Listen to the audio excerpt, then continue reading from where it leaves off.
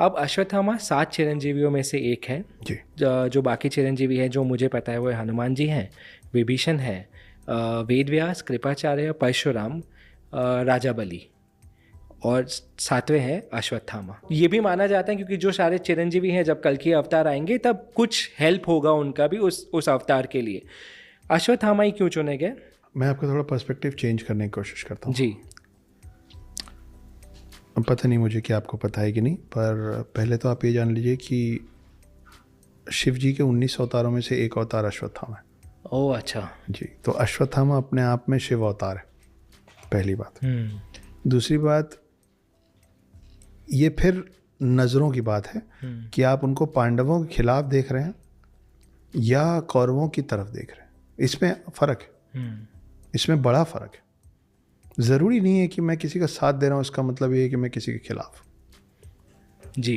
है ना? ऐसा आपके साथ भी हुआ होगा, मेरे को लगता है यहाँ जितने हैं सबके साथ हुआ होगा।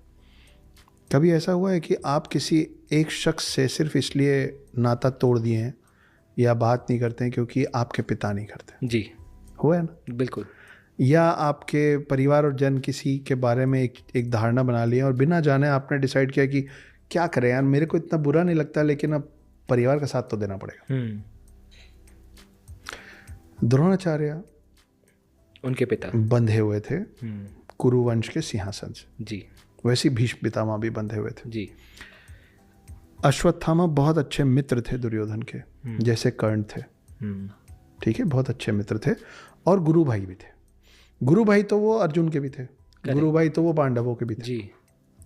लेकिन पिता के खिलाफ अगर वो खड़े हो जाते, आज की डेट में अगर वो पांडवों की तरफ से लड़े होते तो भी तो आज आप और मैं यही बोलते होते कि जिस गुरु से पूरी शिक्षा ली और जो पिता भी थे उनके खिलाफ खड़े हो गए। जी। तो आप सोचिए कि उसके बाद आज जो मैसेज जाता सोसाइटी को वो कैसा जाता। जी। ठीक है, तो अश्वत्थामा एक अच्छे पुत्र थे। अश्वत्थामा की उस एक गलती के अलावा, जैसे कई लोग रावण के लिए बोलते हैं, रावण ने कोई गलती नहीं की थी, तो विद्वान था, सिर्फ उसने सीता का हरण किया, वही उससे गलत बात है। रावण ने 660 गलतियां की थी। राम का जन्म हुआ था रावण को खत्म करने के लिए, जैसे कृष्ण का जन्म हुआ था सबसे पहले कंस को खत्म करने के लिए। तो हमको ये समझना पड़ेगा कि ऐसा नहीं हुआ होगा ना कि मतलब कंस के लिए तो आकाशवाणी हो गई थी जी कि 8वां पुत्र आएगा मारेगा, मतलब तुम्हारे पाप का घड़ा भर रहा था। करेक्ट। और रावण को मारने के लिए राम का जन्म हुआ था क्योंकि उसका पाप का घड़ा भर रहा था। जी। तो जिसका आचरण शुरू से गलत होता है ना, वो बहुत सारी गलतियां करता करता करता करता कहीं पहुंचता है। अश्वत्थामा का बैक स्टोरी आप उठा के देखेंगे तो उन्होंने कोई गलती नहीं की थी।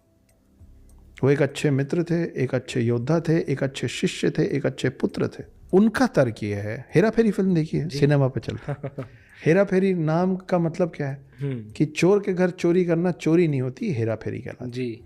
तो ये माना गया है कि गलत के साथ गलत करना गलत नहीं होता। ठीक है जी।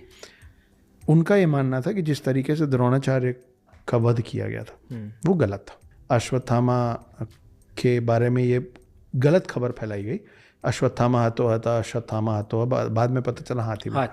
लेकिन उसके आड़ में द्रोणाचार्य ने अपने अस्त्र शस्त्र डाल दिए थे। वहाँ पे आपके धर्मराज युधिष्ठिर फिर आ जाते हैं, है ना, कि वो बोलेगा तो डाल दूंगा, वो आधी बात बोले फिर कृष्ण फिर आ जाते हैं। कृष्ण ने छल किया, बोले चलो शंख बजा दो सब। इसीलिए आज भी मतलब मेरे साथ तो जीवन भर ही हुआ है,